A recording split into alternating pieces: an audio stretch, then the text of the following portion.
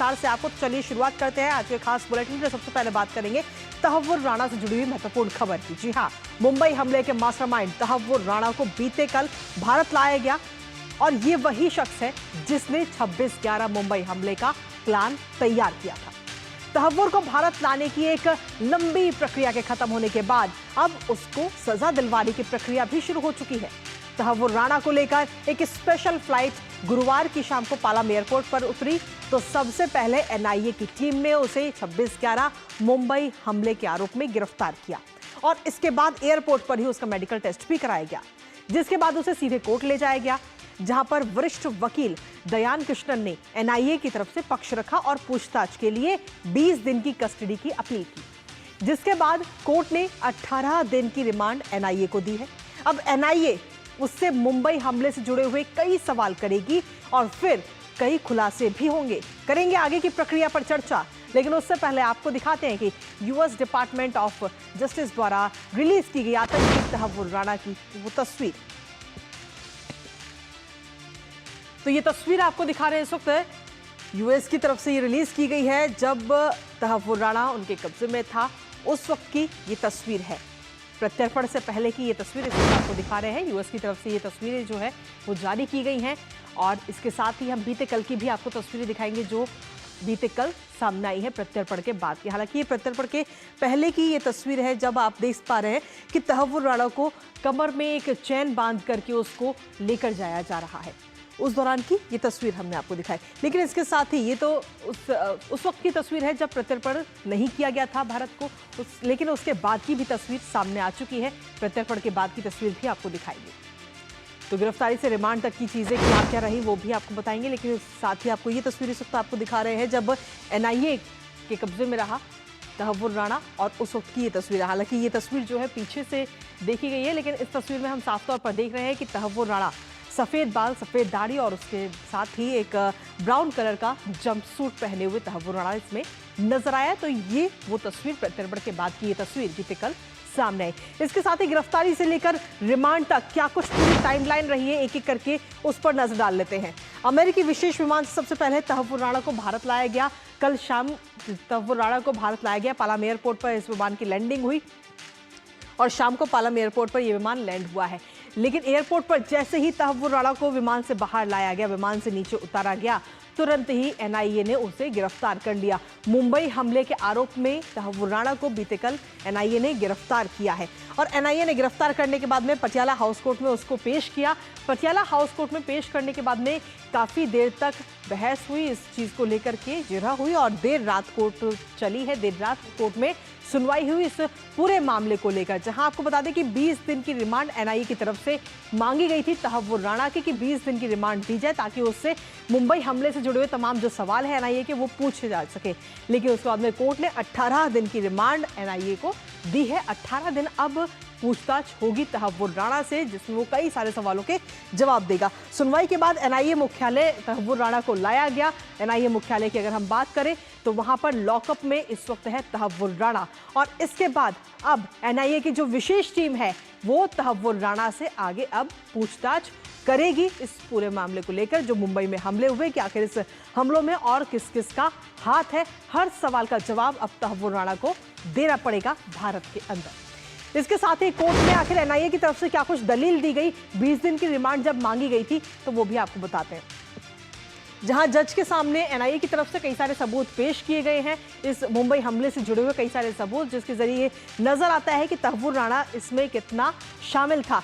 इन सबूतों में कई सारे ईमेल्स का भी हवाला दिया गया है। ये वही ईमेल्स हैं जो हेडली और तहव्वुर राणा के बीच में एक दूसरे को किए गए हैं।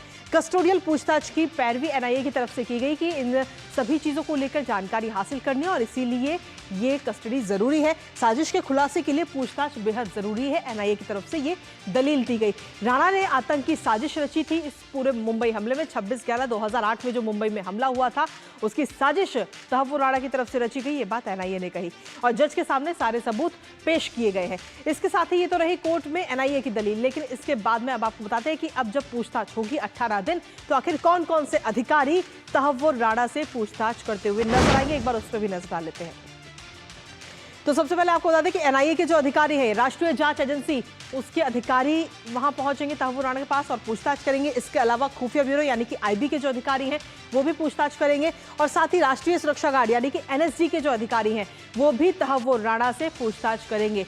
इन तीनों ही जांच एजेंसियों के जो अधिकारी हैं, जो बड़े अधिकारी हैं, वो पूछताछ करते हुए नजर आएंगे और इस पूछताछ में मुंबई हमले से जुड़े हुए कई सारे खुलासे हो सकते हैं, कई नाम भी सामने आ सकते हैं और ये भी साफ होगा आगे आने वाले समय में कि आखिर इस मुंबई हमले में और कौन कौन इस पूरी साजिश में शामिल है। इसके साथ ही एक प्रत्यर्पण संधि के नियम क्या क्या है, जिन नियमों का पालन भारत को करना होगा, वो भी आपको बताते हैं। 1997 में प्रत्यर्पण संधि हुई थी भारत और अमेरिका के बीच में और उसके मुताबिक अगर हम देखें तो 5 नियम बेहद जरूरी है। 26/11 मुंबई हमले के अलावा और कोई भी अन्य केस तहव्वुर राणा पर नहीं चल सकता है, ये पहला नियम। इसके बाद में तहव्वुर को किसी भी अन्य देश को प्रत्यर्पित नहीं किया जा सकता है, ये भी इसमें एक नियम है। चाहे दूसरा देश कितना भी दबाव भारत पर बनाए लेकिन उसे प्रत्यर्पित नहीं किया जाएगा। तीसरा नियम है सुनवाई में पारदर्शिता के साथ साथ राणा को अपना पक्ष रखने का मौका दिया जाएगा। जो सुनवाई होगी वो पूरी पारदर्शिता तरीके से होगी, साथ ही उसको पूरा मौका मिलेगा अपना पक्ष रखने के लिए, वो वकील भी अपना कर सकता है। साथ ही चौथे नियम की बात करें तो प्रत्यर्पण के बाद में अब जो सारी जिम्मेदारी है वो भारत सरकार की है। और 5वां नियम, अपराधी को पूरा काउंसलर एक्सेस देना होगा। तो ये वो 5 नियम है प्रत्यर्पण संधि के जिनका पालन भारत को करना होगा। हमारे साथ हमारे सहयोगी इस वक्त जुड़ रहे हैं, सीधा उन्हीं का रुख करते हैं। अजीत द्विवेदी इस वक्त हमारे साथ जुड़ रहे हैं जो कि एनआईए के हेडक्वार्टर पर इस वक्त मौजूद है दिल्ली में, और साथ ही विकास सारथी इस वक्त हमारे साथ जुड़ रहे हैं। सबसे पहले अजीत आपके पास में आना चाहेंगे, बीते कल आपने सुबह से लेकर शाम तक सारी चीजें कवर की है कि कब और कैसे इसे लाया गया भारत में और भारत में आने के बाद में क्या कुछ रहा, सारी चीजें आपने कवर की है, बेहद नजदीकी के साथ देखिए। आपसे जानना चाहेंगे बीते कल अदालत में किस तरह की तस्वीर देखने को मिली? देखिए, अदालत में जिस तरीके से ले आया गया और ये पहले से ही पूरी प्रक्रिया जो थी पहले से ही वो पता थी कि किस तरीके से जब लाया जाएगा यहाँ पर विशेष विमान से, तो सबसे पहले एनआईए जो है वो उसको तहव्वुर राणा को गिरफ्तार करेगा। उसके बाद सीधे अदालत में जो एनआईए की स्पेशल कोर्ट जो है वहाँ पर उसको पेश किया जाएगा। उसके बाद से जो है रिमांड की जो है वो डिमांड जो है एनआईए की तरफ से की जाएगी। तो देखिए, रिमांड की डिमांड की गई थी 20 दिनों की, लेकिन 18 दिनों की रिमांड जो है वो एनआईए को मिल चुकी है और एनआईए में अब पूछताछ जो है वो शुरू हो गई है। विशेष अधिकारियों की टीम बनाई गई है इसके लिए, जो हमारे सूत्र बताते हैं कि विशेष अधिकारियों की टीम बनाई गई है और साथ ही उसमें कई एक्सपर्ट अधिकारी हैं, जिसमें कि जो मनोवैज्ञानिक के, जो साइकोलॉजी के भी एक्सपर्ट जो अधिकारी हैं, जो किस तरीके से पूछताछ करनी है, किस तरीके से चीज़ों को बाहर निकालना है। क्योंकि ऐसे जो अपराधी होते हैं, आतंकी होते हैं, बहुत ज़्यादा शातिर होते हैं, बहुत ज़्यादा चालाक होते हैं और बहुत आसानी से, बहुत साथीदाना तरीके से वो सूचनाओं को छुपाते हैं। तो उनसे किस तरीके से इंट्रोगेशन करना है, इसके लिए बाकायदा स्पेशल जो है टीम बनाई गई है। साथ ही यहाँ पर इंट्रोगेशन जो है वो 10 बजे से शुरू हो गया है और विशेष रूम जो है वो सर्विलांस लैस है, वहाँ पर इंट्रोगेशन जो किया जा रहा है। कोशिश ये होगी, जो एक पूरी प्रश्नावली बनाई गई है किस तरीके से पूछताछ की जाएगी, उसमें शुरुआती जो प्रश्न होंगे वो परिवार से जुड़े होंगे, व्यक्तिगत प्रश्न होंगे और पृष्ठभूमि के प्रश्न होंगे। उसके बाद से फिर धीरे धीरे आगे बढ़ा जाएगा और कोशिश की जाएगी कि पूरी तरीके से हर जो पहलू को जो है वो खंगाला जाए, हर सूत्र को खंगाला जाए और पूरी एक कहानी जो है निकल के सामने आए कि किस तरीके से पूरा ये इतना बड़ा मुंबई हमला जो है वो प्लान किया गया, कौन कौन सी जो एजेंसियां हैं टेररिज्म की वो इसमें शामिल थी, आईएसआई का क्या रोल था, पाकिस्तान का क्या रोल था और भारत से जो अंदर जो कौन कौन से आतंकवादी गुट या कौन कौन से स्लीपर सेल।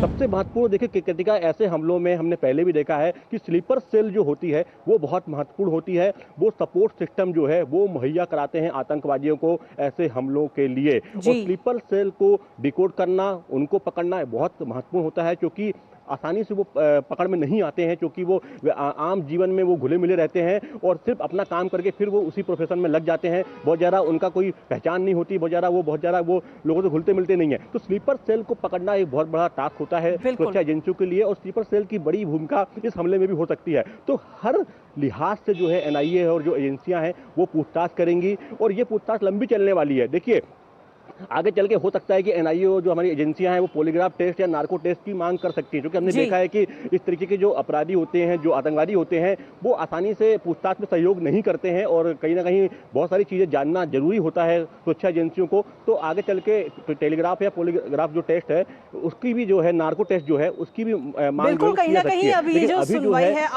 सामान्य जो है प्रक्रिया शुरू हो गई है, पूछताछ शुरू हो गई है। जी, पूछताछ तो शुरू हो ही चुकी है और पूछताछ 10 बजे से शुरू हो गई है। यहाँ जाती हुई नजर आएगी अजीत। हमारे साथ में हमारे सहयोगी विकास भी इस वक्त बने हुए हैं। बिल्कुल देखिए विकास, अगर हम देखें तो एनआईए की अब सीधे तौर पर यही कोशिश होगी कि उसे मौत की सजा दिलाई जा सके इस पूरे मामले में, क्योंकि इससे पहले कसाब को भी मौत की सजा दिलाई गई, लेकिन उसमें करीब 4 साल का समय भी लगा। अब इसके बाद में आगे की किस तरीके की राह होगी? बिल्कुल कृतिका, जिन धाराओं में चार्जशीट दाखिल की गई थी एनआईए की तरफ से, उसमें 302 जिसमें सजाए मौत का प्रावधान है। इसके अलावा यूएपीए के सेक्शंस हैं और उसके साथ साथ जो राजद्रोह यानी 121 जो सेक्शन होता था, भारत के खिलाफ युद्ध छेड़ने का जो सेक्शन है 121 से, ये सारी चीजें लगी हैं और इसमें अधिकतम सजा में मौत की सजा का प्रावधान है। तो जाहिर है एनआईए उसी की मांग करेगा।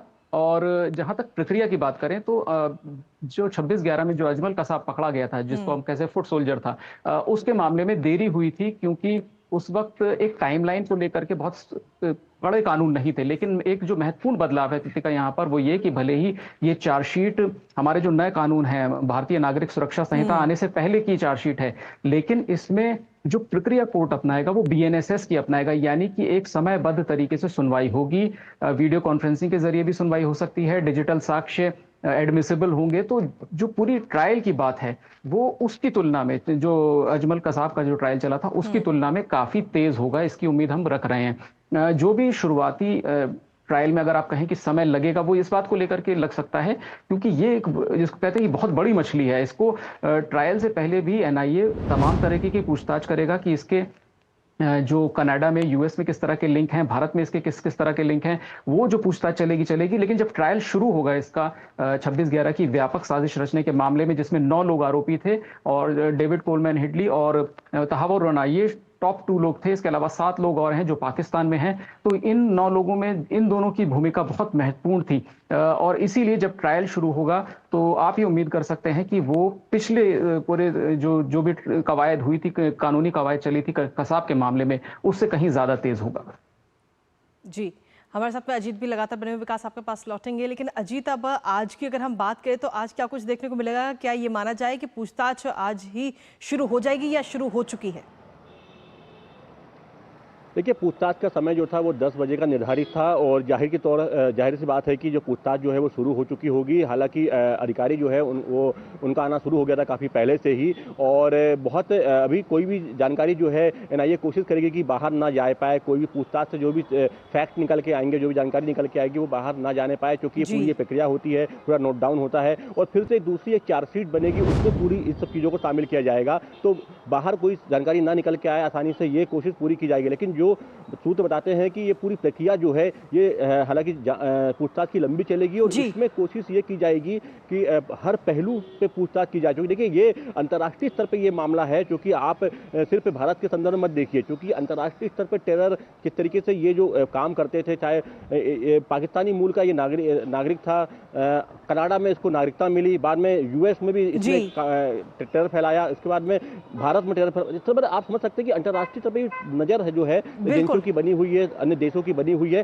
तो कई, देखिए, सिर्फ हम मुंबई हमले के अलावा भी कई और चीजें निकल के सामने आ सकती है इसमें। तो कहीं ना कहीं अंतर्राष्ट्रीय स्तर पर जिस तरीके से टेरर का नेटवर्क काम करता है वो भी निकल के सामने आ सकता है। तो पूछताछ को लेकर देखिए, एनआईए के पास बिल्कुल वहां पे एक से एक एक्सपर्ट हैं जो कि जानते हैं किस तरीके से पूछताछ करनी है। तो लंबी फहरिस्त है, प्रश्नों की सूची है और पूछताछ जो है आज से शुरू हो गई है। 18 दिन का समय जो है अभी एनआईए के पास है और 18 दिन के अंदर एनआईए के सामने चुनौती भी होगी कि किस तरीके से इतने बड़े आतंकवादी से तमाम जो है चीज़ें उगलवाई जाए, तमाम जो है जानकारी निकाली जाए और उन जानकारियों को कड़ी से कड़ी जोड़कर आगे सबूत के रूप में जो है कोर्ट के सामने भी पेश करना होगा। देखिए, क्योंकि हम जानते हैं कि हमारे यहाँ पूरा सिस्टम जो है वो कानून से चलता है और तमाम चीजें हमने कसाब के मामले में देखा कि लंबी ट्रायल चली थी। हालांकि अब ट्रायल उतना लंबा नहीं होगा, जो कि नए कानून जो है वो लागू हो चुके हैं। तो लेकिन फिर भी पूरी कानूनी प्रक्रिया का पालन करते हुए तमाम जानकारी निकालना एक बड़ा टास्क होगा एनआईए के सामने। लेकिन जो पूछताछ जो है शुरू हो चुकी है और जल्द से जल्द हमको लगता है कि कुछ दिनों में खुलासे होना शुरू हो जाएंगे कि किस तरीके से 26/11 को अंजाम दिया गया, कौन कौन लोग उसमें इन्वॉल्व थे, कौन कौन, और पाकिस्तान की क्या भूमिका थी। ये बहुत महत्वपूर्ण इसमें पहलू निकल के सामने आ सकता है। जी चलिए, फिलहाल बहुत बहुत शुक्रिया आप दोनों का हमारे साथ जुड़ने के लिए और तमाम जानकारी हमारे साथ साझा करने के लिए।